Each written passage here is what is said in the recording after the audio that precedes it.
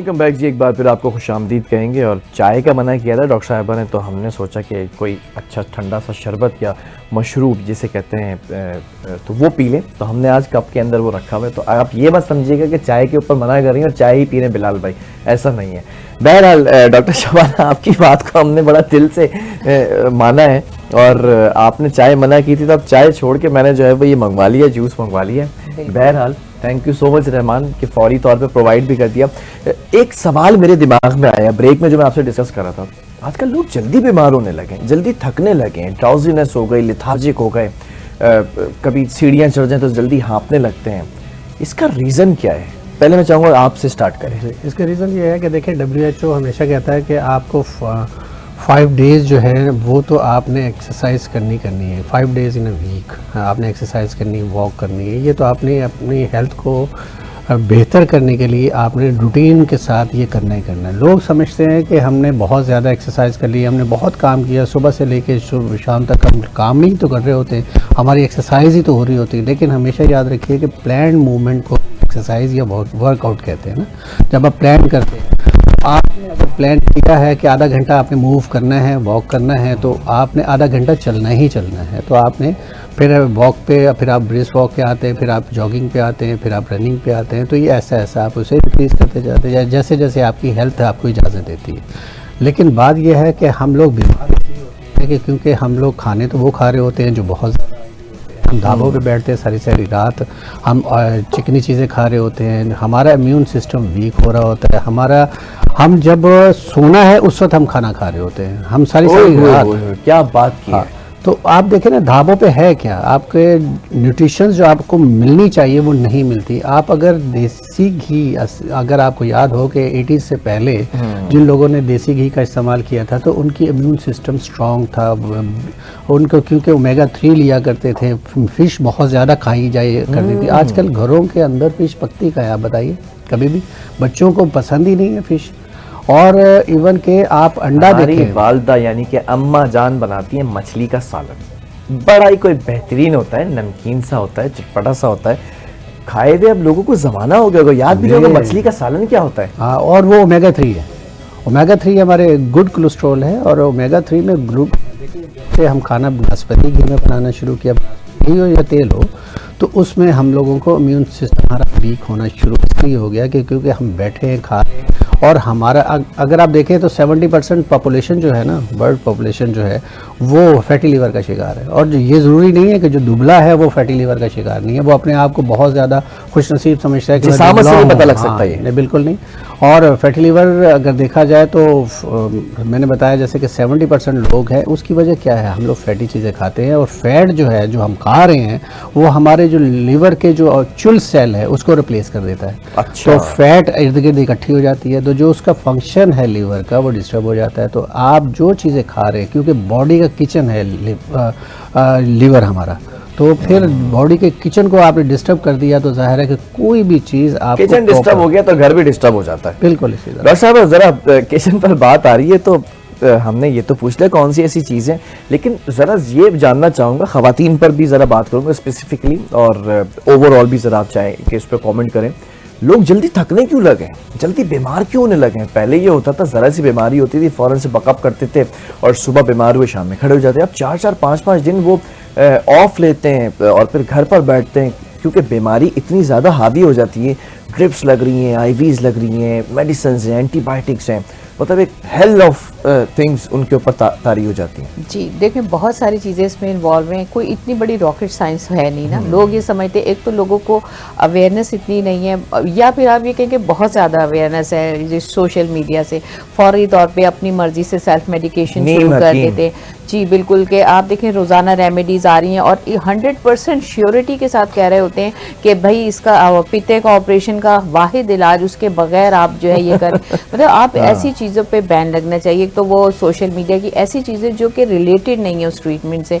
और दूसरी चीज़ ये होती है कि क्यों थकते हैं, इसकी रीज़न ये है कि हमारे यहाँ जो खानों का स्टाइल है वो ये है कि हम लोग फ्रीज़ किए हुए खाने बहुत ज़्यादा खाते हैं। फ्रीज़ किए हुए खानों के अंदर ऑटोमेटिकली जो है वो सॉल्ट जो है वो ज़्यादा ऐड ऑन हो जाता है।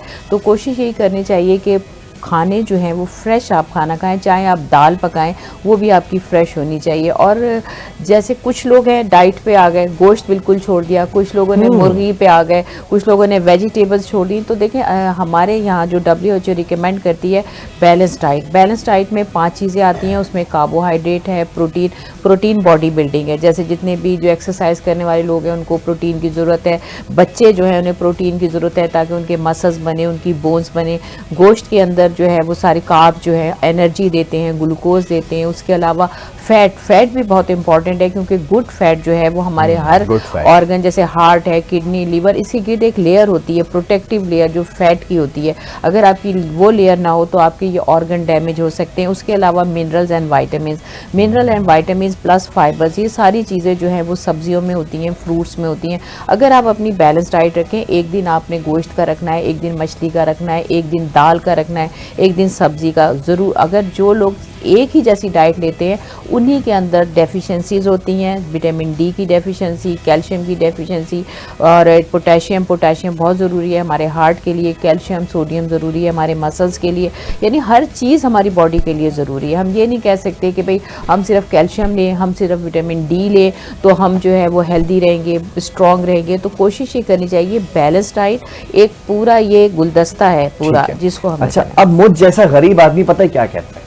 मैं आपको अपनी कैफियत बताता हूँ जो आप लोग बैठे हुए सोच रहे होंगे। मुझ जैसा गरीब आदमी सोचता है डॉक्टर साहबों ने मछली बता दी, बकरा बता दिया, ये बता दिया, वो बता दिया, भाई मैं कैसे मैनेज करूंगा इतनी सारी चीज़ों को इतनी सैलरी के अंदर। तो मैं आपको एक बात बता दूं, आप इन चीज़ों को अगर मैनेज नहीं करेंगे तो इनडायरेक्टली जब आपके ऊपर 15-20 हज़ार रुपए का बम गिराया जाता है ना दवाइयों का, उसमें फिर आपको पोटेशियम भी दे रहा होता है, वो मैग्नीशियम भी दे रहा होता है डॉक्टर, फिर आपको वो जिंक भी दे रहा होता है, फिर आपको वो मुख्तलिफ टैबलेट्स के ज़रिए आपको वाइटामिन भी दे रहा होता है, तब फिर आपके पैसा उसके अंदर ज़्यादा जाता है, ज़्यादा खर्च होता है।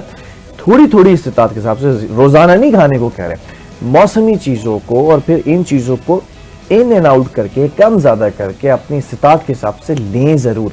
हाँ, हम क्या करते हैं, उल्टी सीधी चीज़ों में बाहर के पैसा खर्च कर रहे होते हैं। हमने बहुत सारी चीज़ें, मैं नाम नहीं देना चाह रहा, वो बहुत मज़े से खा रहे होते हैं। जब हार्ट बंद होने लगता है फिर कहते हैं कि हमारे पास पैसा ही नहीं है इलाज के लिए। एक चीज़ आपको ऐड कर दूं, लोग बड़ा गोश्त बीफ जो है वो खाने को एक मतलब बहुत बुरी बात समझते हैं, कहें तो बहुत नहीं हम बड़ा गोश्त नहीं खाते, जो सबसे बड़ी बेवकूफ़ी है। आप ले सकते हैं 10 से 15 दिन में एक दफ़ा, वो हमारा इम्यून सिस्टम स्ट्रॉन्ग करता है। अच्छा, आप ले सकते हैं, उसमें कोई बड़ा गोश्त यानी कि गाय का उसका ले सकते हैं। उसमें ऐसा भी नहीं है कि कोई इतनी खतरनाक चीज़ अगर आपने वो खा ली तो आपको हार्ट अटैक आ जाएगा। आप ये एक्सरसाइज, जैसे डॉक्टर साहब ने कहा, एक्सरसाइज वॉक वेरी इंपॉर्टेंट, आप जो खाएं उसको आप यूटिलाइज करें, सबसे वेरी गुड, वेरी गुड। खानों की बात होगी, जरा हम आखिरी उस पर सवाल पे भी जाएंगे, जरा आप भी कंटिन्यू कीजिएगा। विटामिन डी के बारे में जरा हमने बहुत सुना है, सनलाइट से मिलता है और फिर वो आपने गरीबों की भी तो बात की। देखिए अल्लाह ताला ने वाफर मिकदार में रखा हुआ है, गरीब हो अमीर हो, अल्लाह ताला ने सनलाइट में रखी विटामिन डी। और विटामिन डी जो है हमारे इम्यून सिस्टम को स्ट्रॉन्ग करती है। हम विटामिन डी हमारे खानों में जितनी हमें रिक्वायरमेंट है हमारे खानों में नहीं मिलती। देखिए ना, हमें रिक्वायरमेंट है 600 से 800 इंटरनेशनल यूनिट।